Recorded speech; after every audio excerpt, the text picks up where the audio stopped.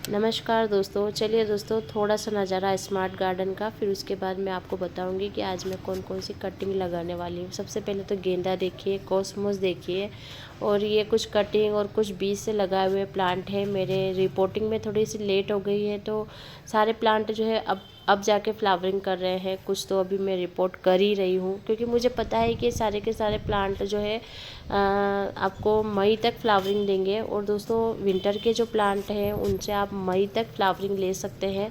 तो अगर आप चाहें तो अभी भी कुछ प्लांट की कटिंग लगा सकते हैं। ये प्लांट आप जो देख रहे हैं ये बालसम का प्लांट है, गुल मेहंदी भी इसको बोलते हैं। बहुत सारे कलर आते हैं दोस्तों, और ये जो बीज है इधर उधर गिरते जा रहे हैं और अपने आप से ग्रो होते जा रहे हैं। तो कुछ ऐसे प्लांट होते हैं ना, जो आप एक बार लेकर आ जाइए, फिर वो ईमानदारी से आपके यहाँ पर अपने आप से ग्रो होते रहते हैं।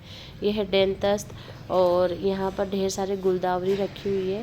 पर दोस्तों, अब इनमें थोड़ी सी फ्लावरिंग कम हो गई है। फिर वापस से हम इनकी जो है कुछ खाद वगैरह देंगे, लेकिन उसके पहले मैं आपको बता देती हूँ कि कौन कौन सी कटिंग हमें लगानी है।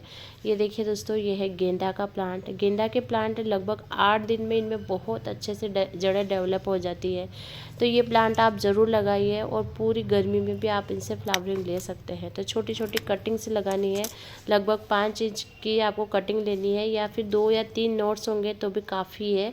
तो नीचे नीचे की जो सारी पत्तियां उनको हम हटा देंगे, और उसके बाद हम इनको कटिंग को ग्रो कर देंगे। ये है डहेलिया। डहेलिया भी बहुत ही सॉफ्ट प्लांट होता है और विंटर में काफ़ी अच्छी फ्लावरिंग करता है। लेकिन दोस्तों, मेरे पास पिछले साल के भी प्लांट हैं और वो अभी तक फ्लावरिंग कर रहे हैं। बीच में जो पीक टाइम आता है गर्मियों का, या फिर पीक टाइम आता है जो बारिश का, उसमें क्या है प्लांट ख़त्म हो जाता है, लेकिन जो इसके बल्ब है वो रह जाते हैं मिट्टी में। तो वो फिर वापस से जैसे ही सीजन आता है ग्रो होने लग जाता है। तो आपको कहीं से भी डहेलिया की कटिंग मिल रही है तो आप ज़रूर ला के लगाइए। इस साल नहीं तो अगले साल जो है हम उनसे फ्लावरिंग ले पाएंगे, क्योंकि बार बार बहुत सारे प्लांट हमको मिल ही नहीं पाते हैं। ये है डेंथस। दोस्तों, डेंथस ऐसा प्लांट है जो मेरे यहाँ पर 2-2 साल तक के लगे हुए हैं, और मैं तो हमेशा चाहूँगी कि इसके सारे कलर मेरे पास हो। तो आपको कहीं पर से भी इसकी कटिंग मिलती है तो आप ज़रूर लगाइएगा। देखिए दोस्तों, मैंने कटिंग भी लगा रखी है। वैसे 20 से मेरे पास सैकड़ों प्लांट रेडी हो गए हैं, लेकिन जो है एक गार्डनर का जो मन कभी भरता नहीं है किसी चीज़ से। यहाँ पर देखिए दोस्तों, ये है मेरे रेड कलर का जो कृष्ण कमल का प्लांट है। तो उसकी मैंने कटाई छटाई की थी ना, तो उसकी भी मैंने कटिंग लगाई है। और अभी जो टाइम चल रहा है वो काफ़ी अच्छा है दोस्तों, उसमें आप बहुत सारी कटिंग ग्रो कर सकते हैं। सभी तरह के प्लांट की जो है कटिंग ग्रो कर सकते हैं। ये है हमारे गुड़हल, उसकी भी मैंने कटाई छटाई की है। तो मैं प्लांट रेडी करके अपने आसपास या अपने फ्रेंड वगैरह को देती हूँ। ये है रात रानी।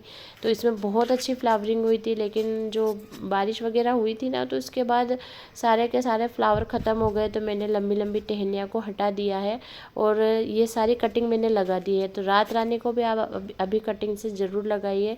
कहीं से भी आप कटिंग ला सकते हैं। बहुत सारी जगह मैंने इन प्लांट को लगे हुए देखा है।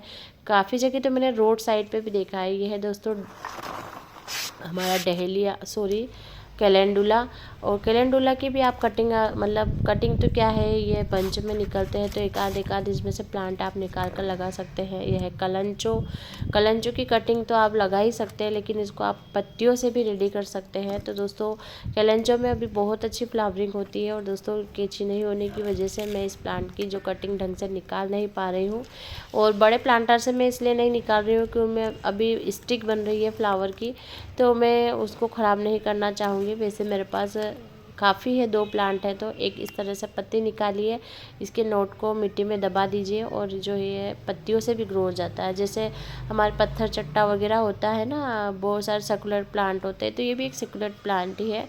तो आप इसको भी जो है कटिंग वगैरह से लगा सकते हैं। कलंचों में बहुत सारी वैरायटी आती है दोस्तों, कलर भी आते हैं और हाइब्रिड भी होते हैं। ये मेरे पास देसी वाले हैं। ये है दोस्तों हमारे टिकोमा का प्लांट। टिकोमा प्लांट ऐसा प्लांट है जो पूरे साल भर फ्लावरिंग करता है। आप यकीन नहीं मानेंगे, इतनी भरी गर्मी, मतलब भरी सर्दी में भी मेरे यहाँ पर इसमें फ्लावरिंग हो रही थी, लेकिन मैंने इसको रेस्ट पर छोड़ दिया है, सारे प्लांट को प्रून कर दिया है। तो उसमें से कटिंग निकाल निकाल कर मैं यहाँ वहाँ लगाती जा रही हूँ। मुझको बहुत अच्छा रिजल्ट मिल रहा है। तो दोस्तों विंटर में भी आप इस तरह के प्लांट को जो है, जो परमानेंट प्लांट है उनको ग्रो कर सकते हैं। अलमंडा प्लांट लगा सकते हैं, इनकी बेल जो आती है।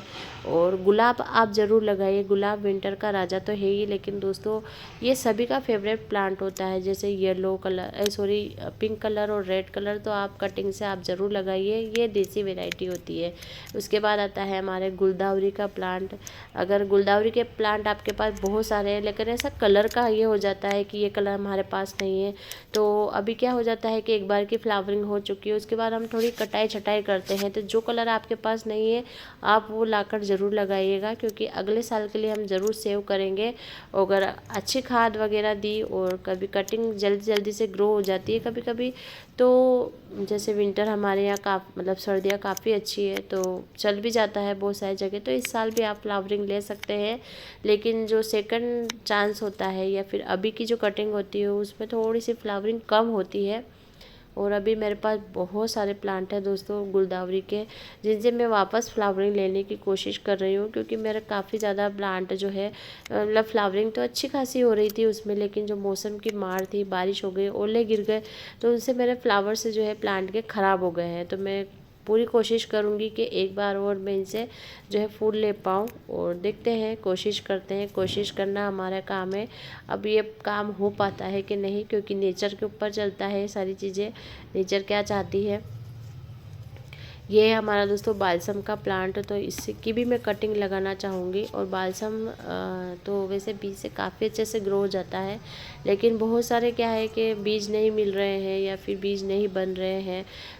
जिसके यहाँ हम गए वहाँ पर प्लांट लगा हुआ है, तो एक छोटी सी कटिंग मांग कर लेकर आइए, और फिर उसके बाद आपको कहीं से भी प्लांट लाने की ज़रूरत नहीं है। फिर वो ग्रो होता रहता है, बीज बनते रहते हैं, और फिर आप कटिंग से, बीज से इनको ग्रो करते रहिए।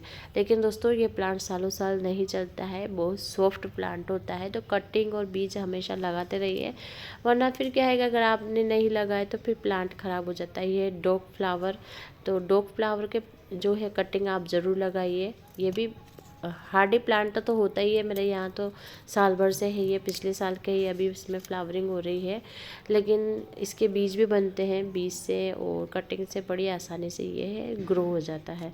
तो दोस्तों इस तरह से जो विंटर के, समर के जो भी प्लांट है आप अभी इस मौसम में ग्रो कर सकते हैं। और ये देखिए दोस्तों, ये डॉग फ्लावर के जो है बीज है, ये देखिए इस तरह से सीड पॉट बनते हैं जब फ्लावर सूखने लग जाते हैं। इसके फ्लावर बहुत टाइम तक खिले होते हैं। ये देखिए दोस्तों, ये है कोलियस। कोलियस विंटर में थोड़े ख़राब से हो जाते हैं, या फिर बहुत ज़्यादा पीक पे जो भी मौसम चलता है, जैसे गर्मी हो, बरसात हो, तो उस टाइम पे ये सॉफ्ट प्लांट हो ना, बचाना थोड़ा सा मुश्किल होता है। तो मैं क्या करती हूँ, बहुत सारी कटिंग लगा कर रखती हूँ। भाई 10 कटिंग लगाई हूँ, उसमें से 5 तो हमारे पास बच ही जाती है। तो ये प्लांट कहाँ लगाते हैं, कहाँ, आपने देखा ही है। मैंने इसके लिए कोई स्पेशल मिट्टी रेडी नहीं की है, जो बड़े बड़े प्लांटर होते हैं दूसरे प्लांट के साथ ही मैंने ग्रो कर दी है। तो धन्यवाद दोस्तों आपका।